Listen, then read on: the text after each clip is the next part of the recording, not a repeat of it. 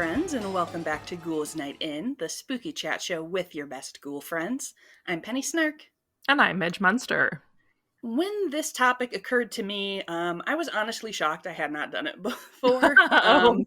So we love to talk about formative spooky influences on this show, Mhm. and I somehow have never talked about probably like the biggest one of mine that happens to be having a resurgence, not just in my heart, but in the hearts of old and new fans. It's Anne Rice's I Vampire knew, Chronicles or Interview with the I Vampire. knew as soon as you said I was having a resurgence, I was like, it's Anne Rice. It is Uh, Anne Rice. I'm actually Uh, really excited you're talking about this because I have I have never seen Interview with a Vampire. I have never seen the show. oh my gosh. And recently one of my friends was like, Midge, you gotta be watching this You television you program. got you got to be watching the television program. But I was like, okay, okay.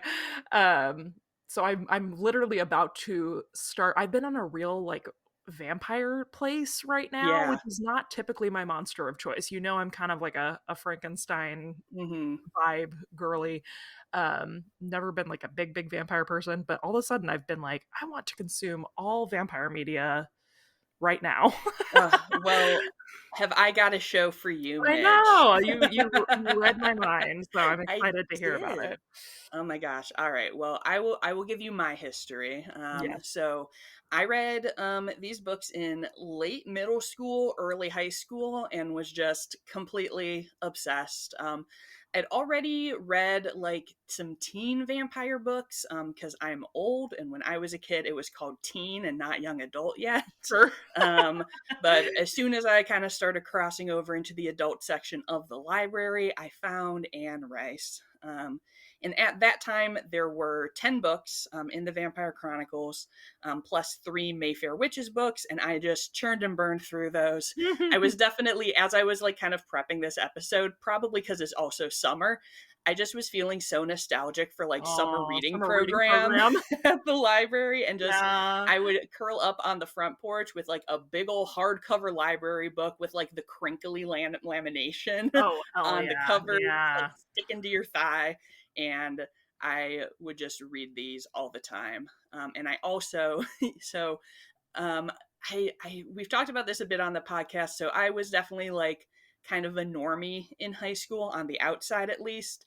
But I did have a wonderful goth friend named Sam, and we had vampire sleepovers, um, which was me going to her house, and we would stay up late watching vampire movies and making cupcakes. And Slang. Interview with the Vampire was definitely like an S tier vampire movie night option for us. So loved that. Did you have like a repertoire? Was it in rotation where you were like, okay, we do these 5 movies and it switches around each time we sleep over? Well, so like we were always like kind of trying to like watch new things. Okay, okay. Of course, we were like, ooh, but let's watch Dracula. Let's watch Bram Stoker's Dracula again. Let's watch Interview with the Vampire. Yeah. So there were definitely some that were popular on repeat. And this episode of the show is going to be like some history and facts, but also just kind of like a lot of vibes. I feel like this series is very much like defined by vibes. Like Sure. you're not going into it because you're like, ooh, this is like The an plot. Yeah. intricately crafted plot. This is just like vampire content, just It's straight to my veins. the epitome of those memes that are like, "I watched this for the plot," and then it's like the plot, and it's just pictures of hot vampires. Pretty Like, much. But our story begins in New Orleans with the birth of a little girl whose name was not Anne Rice, but Howard Allen Francis O'Brien. all right then. Yep. So her birth name is Howard, Slay. after her father, Howard. Um, Do you think he wanted a boy? so she was the second of four daughters. Oh So, no. And they're so all named Howard. It they're was all named so Howard. weird. So she like later claimed that like her mom was like kind of like a bohemian, and that she thought that naming a woman Howard would give her like an advantage in life, which I've Mm, definitely seen. But also like this was like the 1940s, so this was right. pretty a wild choice. But on her first day of Catholic school, spoiler alert, a nun asked her what her name was, and she said Anne. Oh, She thought that sounded pretty, and that was what everyone called her going forward, and they actually legally changed it to Anne when she was 6. So Oh, okay. they gave up on the Howard thing. Kind of a shame. I love like a femme with a mask name. It's true. It's true. I feel like Like if she had nowadays gone she by would like probably Howie. still be like, "Ooh yeah, I'm Howard." And that Yeah. would feel cool, but I could see how being like a little girl in the 40s, you're Oh, like, "This is absolutely. weird." This is weird. But yeah, like now, like if I was like, "Oh, I'm Howie," like that's a sleigh. Right. Yes. So Anne grew up in a broken Irish Catholic family marked by alcoholism in New Orleans, which probably informs a lot Mhm. of what we see Sure. from her in the future.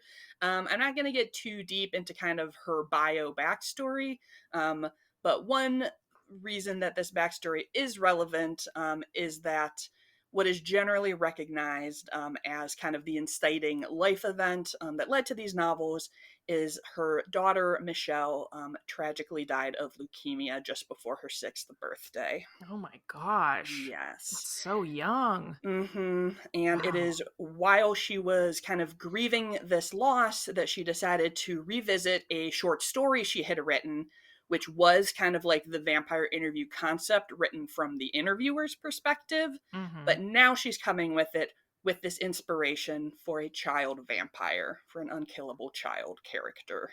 Sure. Um, It's giving Mary Shelley. We love to yes. see it. Mhm. Yes, there's I mean, definite. we don't love to see it, let's be clear. But No, but we love to see taking the pain that you have experienced and making it and into something. creating dope ass Yes. art, yes. Yes. So according to her biography, it only took her 5 weeks to expand that story into the draft of Interview with the Vampire. Although I will say that in I also learned that there were 200 more pages added in editing before Mm. publication, which were much needed. I will not give the details of it now since you don't know anything about it, but after you've inspired after you've consumed a bit of the show or the book, I will tell you what was not in the original book, and you'll be Okay. like, "Wait, what?" Okay. It ends significantly earlier, and I think Ah. was not as good. So I don't forget to do this.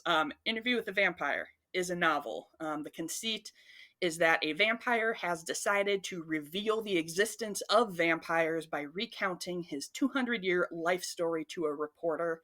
We learn about his deeply homoerotic relationship with his maker, the young girl that he turns into a vampire, and all of the shenanigans that they get up to together, to make a long story short. Vampire shenanigans. Vampire Shenanigans. So she spent several years being rejected by publishers until she finally sold the manuscript, and Interview with the Vampire was published in April of 1976. Um, Wow, I don't think I ever realized it was that early. I thought this yes. was like a late '80s novel. Okay. I So this because of was, the homosexuality. yeah. So first off, wild that this was published in the 70s, like Rock On Anne. Yeah. But I also was like, is it? I always think of this as like kind of like a 90s phenomenon. Mhm. And the reason for this, so when Interview came out, it got kind of mixed reviews, some positive reviews. Some people just were like, oh, it's really smutty, which there isn't actually sex in it, really. Mhm. So whatever, reviewers are haters. I had a hard time. Vampires are just inherently sexy, It's that's the true. problem. It is very sensual. Yeah. So I couldn't find any like details about the sales of that original run. But the sequel, The Vampire Lestat, came out 10 years later in 85, Mm, and that sold okay. 75,000 copies. Queen of the Damned was in 88, and that sold 405,000 copies and hit number one on the bestseller list. Now, So I it will really say, came big at that time. I have seen Queen of the Damned, and that's my shit. So, I I am, like, somewhat in the universe, All uh, right. but yeah. All right. Yes. So there was a like 3 book set of the first 3 books that came out in the 90s, and I think that really helped push it into popularity. And then through the 90s Okay. there were new books being released every couple years, until what was considered the end of the series, Blood Canticle, in 2003.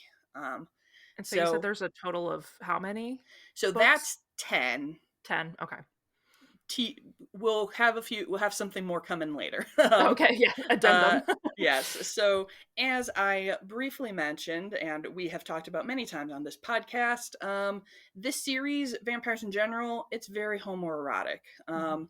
So, this novel was popular with gays from the beginning. So, Anne Rice vampires actually cannot have sex in the books. So, technically, Louis and Lestat are not like sexual lovers, but they are in a relationship in absolutely every other sense. They have their Mhm. vampire daughter. It's a whole thing. Anne Rice said that vampires see beyond gender. So Slay, there you yes. go. And also, if in case anyone's wondering, in one of the books, Lestat does body swap with a human and he does fuck. So there you go. If you're wondering, in this 10-book series, will Lestat ever fuck? He does. The answer is Uh, he does. but there is, in fact, a bonus extra gay connection. Midge, can you guess what movie we have talked about that was cited by Anne Rice as a major inspiration? Oh, is it Dracula's daughter? It is Dracula's daughter. Yay! Yes. So she really said that Dracula's daughter inspired her to like explore this like elegant, sad vampire. Hell yeah. And Anne Rice is really considered like the mother of our modern day vampire depictions. Mhm. So if you love sexy, sad vampires, you can thank the vampire lesbian of Dracula's daughter. So there you go. She's the root of it all. So the other reason that the series is very much tied to the 90s is because the film Interview with the Vampire, starring Tom Cruise, Brad Pitt, and Kirsten Dunst, came out in November of 1994. So this is generally really well received. It was actually nominated for Oscars for Best Art Direction and Best Original Score. And Kirsten Dunst got a Best Supporting Actress Golden Globe nomination as the child vampire Claudia. Um, I have a lot of affection for this movie. I think it's really good. That said, there is one major flaw. His name is Brad Pitt.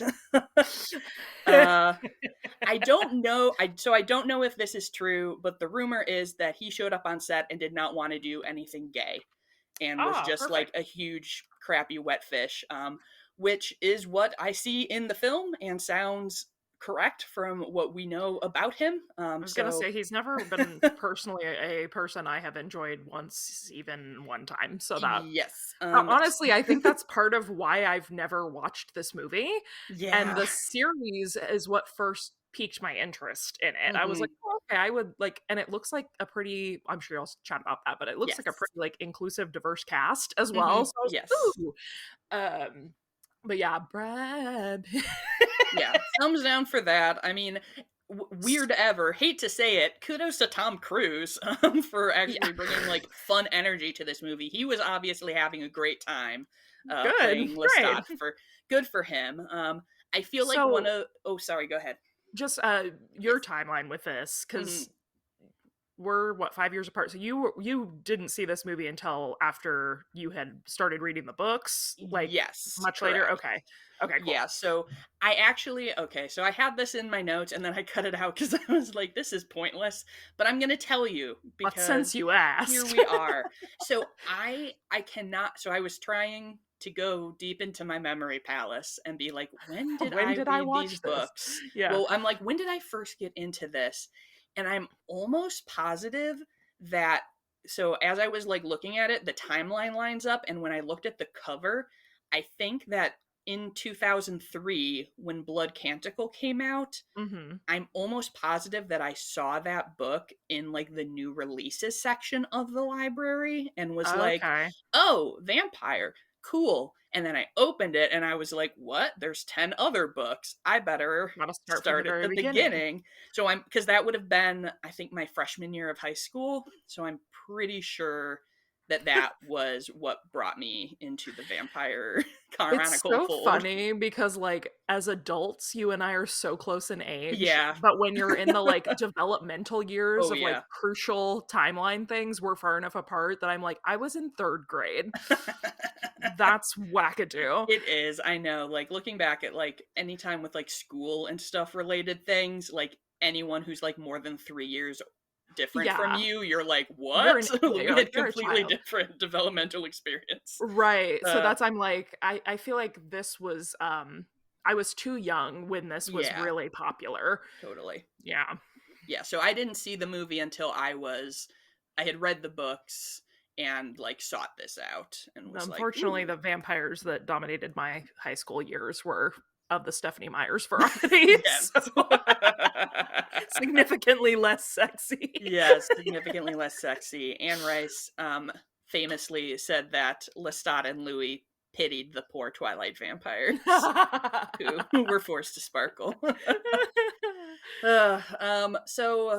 Oh yeah. So what I was going to say is one of the most well-known like fun facts about the movie was that Anne Rice was not happy with Tom Cruise being cast as Lestat. Hmm. She ended up really liking it and like took it all back after the movie came out. But what I feel like isn't talked about enough is that her preferred casting was Rutger Hauer, um, who is in like Blade Runner Oh, yeah, and yeah, stuff. yeah. And so I was like, what? Because I always think of him as just kind of like a craggy, dangerous looking kind of dude. But because Uh-huh. I am a dedicated researcher, I did Google young Rutger Hauer, and I found some like very like when he was like much younger, there was like some very pretty like long blonde hair photos of him where I'm like, all right, I see the Lestat of it all. So Yeah, yeah, he's got more like, I don't know, like like foreign Billy Idol vibes, like, yes, like exactly. yeah, Yeah. I like mean, he's yeah, Dutch, so he's got that kind of like weird European man thing. yeah, Not in parentheses positive. Like, I feel like that's also the same with like Matt Mikkelsen, is like right. kind of a funky looking European man. Right, right, right. Yeah, that's So I see that. I interesting. mean, Lestat is French, so he is a funky European man. So I guess that's fine. I guess that's fine. But yeah, I guess I mean, obviously I don't know this series well, yeah. but he doesn't give me like foppish energy. Like No, I, right. I Yeah, definitely. I want that like sassy frilly man energy and Yeah, he's that's not definitely a little bit Rutger of Hauer. a fancy man. Yeah. Um, yeah. So Lestat was definitely Anne Rice's special boy. Even if the first book is from Louis' perspective. I was already prepping this episode when I saw like a clip that's going around Twitter. That's her in an interview talking about how like she's never had to think about what Lestat would say or do because he's a fully realized character and she knows him so intimately. And that at the time she hadn't written him in years, but that when she's out about in the world, she knows what he would think about anything. She knows if she sees a play, she knows what Lestat would think about that play and Hmm. stuff. And so, like, definitely deeply entrenched. And Yeah. you kind of see that as we go further into the work. So I do say at that time, because as some people already know, Anne Rice had kind of an unexpected life turn where after one near death experience, she decided to rejoin the Catholic Church as an All adult. right. And after another one, she decided to write novels about Jesus. And so she did write two fictionalized novels about Jesus's life. All Um, right then. but she never changed any of her progressive stances on like gays and abortion and stuff, and she never distanced herself from any of like the vampire books. So this was like kind of in my like high school area, this was like in like 2005 that this was happening, and she was always kind of like, nope, there's fine. And then later she rebroke with Catholicism and ended up writing three more novels about Lestat. I want the Jesus Lestat crossover novel where Girl. it's like, oh, um tell me, so tell me, tell me. so I have not read the new ones. I will say that religious themes of faith, have always been very prominent in her books. And in fact, in the fourth book, Memnoch the Devil, which was written before her return to the church, includes a scene where Lestat drinks Jesus' blood at the crucifixion. Whoa, my God. And like in the book, Lestat later is like, did I imagine that? I don't know. So maybe it's not technically real, but there is a scene in which that happens. Oh my goodness. So there you go. Your wish is granted, Midge. Wow, that was like such quick manifestation. I feel so powerful. Right? You just knew. I You just knew knew. what was right. You were like, Lestat and Jesus, they need to hang Yeah. out. Yeah. So Anne Rice did pass away quite recently, in December of Mhm. 2021. Her remains were returned to New Orleans, where she was reinterred with her husband and her daughter, at a mausoleum in Metairie Cemetery. And she leaves behind, I think, a cool but also very complicated legacy.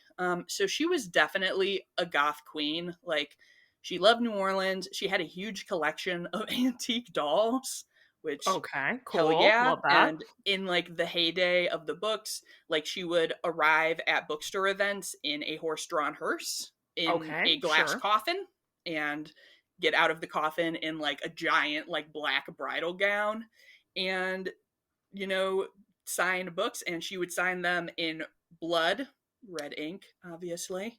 Amazing. And people would like definitely dress up to go to her book events. There was a fan club that throws an annual vampire ball in New Orleans in her honor.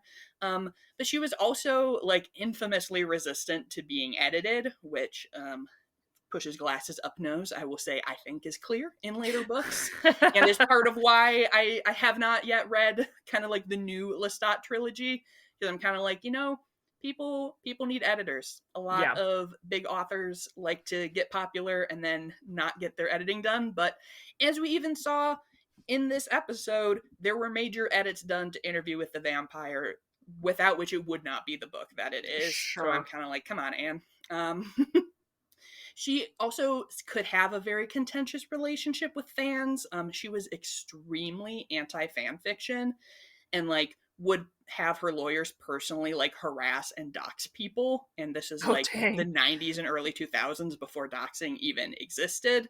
Um, but at the same time, she also had a publicly listed phone number for years and would just spend hours chatting with random fans who called her and wanted to talk about the books and her life Huh. and movie recommendations and stuff. So definitely a lady, a complicated lady, who created a lot of cool things, was obviously very personally attached to her Yes. creations. So I see how, she didn't like the idea that anyone would do things that she would not have done with her Or apparently characters. that Lestat would not have done because she knows him so intimately. Yes. She's like, the uh, editors don't know what he's thinking. Truly, pretty much. But as is the case in vampire fiction, death is never the end.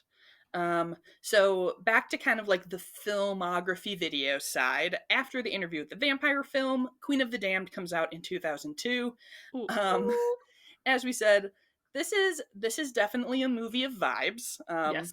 Aaliyah is iconic and gorgeous. I Yes. wouldn't say it's a good movie. I'm not saying I don't love watching it, Yeah, yeah, yeah. but it's not like good. It fits canonically in the Midge cinema universe of like films that only I really appreciate. Not just me, but like there's this Yeah. early aughts cinema bubble of films that I understand are not good, but I love them so deeply. Yes. This is one of those films. Definitely. There, in the kind of preceding times, there was always other like development and fill discussions going on that never really materialized to anything. In 2016, all of her film rights reverted back to her. Hell yeah. Nice. And she announced that she and her son Christopher were planning to executive produce a TV series based on the books. Parentheses Anne's version. Yes. In 2018, it was announced that a TV series was coming with, guess who? Brad Pitt. Brian Fuller, Oh, the man attached to all the exciting projects the that man, the never myth, the legend. that never end up coming to pass. We love you, Brian. They were like really like Chris and Anne both were like very positive about Brian Fuller, who obviously, shocking no one, is a dedicated Interview with the Vampire fan and loved her. He likes that gay thing about spooky stuff? What? How weird. Crazy. But yeah, so he ended up departing the project. It fell apart. I, of course, was following all this news and was like, this is never gonna happen. Like, Yeah. we're never getting this. The minute they announce anything with Brian, I'm like, oh, it would have been so Right. good. It's like, I would have loved that. Me with this Camp Crystal Lake series right now. I'm like, Uh-huh. man, I bet it would have rocked. Right. So in 2020, the Rices made a deal with AMC. And in October of 2022, sadly, after Anne passed, Interview with the Vampire premiered at AMC.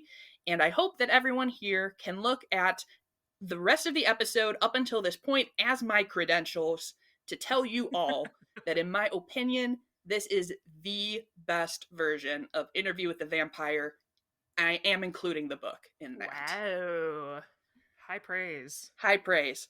So I could easily have done... As we've established firmly on this podcast, one thing about Penny, she's not gonna like it. It's true. And so when Penny does like it, it's like a certified stamp of like the highest approval. This is like your dad who's never been proud of you telling you that you did a great job. Oh my God. You're not wrong. You are not wrong. Oh my gosh. All right. So, short version, the show departs from the book in some major ways. Most notably, it moves the time period forward, and as you kind of mentioned about a diverse cast, it makes Louis a black man instead of a slave owner, which I think we can all agree is a positive update, and adds a lot of really interesting new complexity to the show. The entire cast is just so amazing. There's a lot of joking in like the fandom about the actors being possessed by their characters, because sometimes they just respond to things in a way where you're like, is that you, Lestat? Like, are you telling us this? The vibe of it is just very gothic and lush. It is very bloody. It's very sexy, because in the TV version, the vampires do have sex. Hell yeah. It's just everything that I want a vampire show to be. They just finished the second season, which got them through the end of the book Interview with the Vampire, and have announced a third season, which will follow the events of the vampire Lestat. So the show is available on AMC Plus. I know that's a random ass subscription, but if you do subscribe to AMC Plus, you do get Shudder included in that. So for spooky folks, Blu-ray Brothers Dracula. Exactly. You can watch so many good things. I would say, so each season has 8 episodes, so it's not a super long watch. It is definitely worth doing like a month, or like adding it on to your Hulu or Prime for something. But they also announced that Netflix is getting a selection of AMC shows this year, including Interview. No date yet, but if you have Netflix and Interview with the Vampire comes to it, you 100% much watch it, because it's really art, and it's so good. You have me kind of, you've given me some perspective here, because I was going to just jump into the show, but now I kind of want to read the book first. I'm kind of, you could kind of go. So fun fact, I got my beloved friend Caitlin into this show, and she actually now wants to reread the book, like to kind of see additional details. I could go either way with it. So like I said, the show is definitely different from the books. Like, it follows the same kind of actions, but because it's like set in a different time period, it kind of does things differently. But it is also, there's a lot of information that you have as a book reader that can inform how you watch the show, which I think is interesting, because there's definitely stuff where I'm like, oh, I know who that is, and I know what happens between these two people. Sure. And that kind of adds some extra flavor. But I think you can kind of go with it either way. The book, like I said, it does have Louis lives like on a plantation and has slaves and stuff. Things don't be aging well sometimes. Some of that isn't. Yeah, some of that does not age great, and is a little bit like maybe not how we would do it now. But I do love it. I mean, it's a book that has meant a lot to me, and I think is is the iconic like vampire book of our time. So yeah. I think I'm having a vampire girl summer. I'm not really sure. It's like the least appropriate time for vampires with all the sun, but I'm feeling very you just want feeling very into vampires right now and hang out. Yes. Oh my gosh. Yeah. So this episode was partially just a setup for me to tell everyone they need to watch the show and talk to me about it because it's incredible. Also, now people can write fan fiction because Anne's not around yelling at you anymore. So that's a positive if you are a weirdo like myself. So it is a amazing series. Anne Rice will always be a goth icon, and I am happy to share my love of this universe with all of our ghouls out here. Yes, I'm excited to hopefully join the ranks. Yes, I would love that. All right, well, that was the wandering tale of Anne Rice and her Vampire Chronicles. I didn't want to get like too deep into like the plot details of anything because either you know it or you should read it yourself. So Yeah. go ahead and do that. But if you are a fan of the series, let me know your thoughts. Who are your favorite people? I love to talk about vampires. And if Conduct an you, interview with yes, Penny. conduct an interview with me about these vampires. And if you also love to hear me talk about vampires, you can leave a positive review for our podcast We sure can. anywhere that you listen. If you can't leave one where you listen, you can send us one on Instagram in our DMs. But I do believe Midge has a fresh hot review for us today. I do. It is piping hot. This is from Wool and Bones, titled A Creepy Cozy Good Time. This might be my all time favorite podcast. I listen to every episode the day it comes out. Midge and Penny are the perfect mix of spooky and fun. They manage to bring levity to their scary subject matter, and they do a fantastic job of speaking respectfully about dark topics. I really appreciate that they make the podcast feel like an inclusive space for queer and BIPOC representation in the spooky community.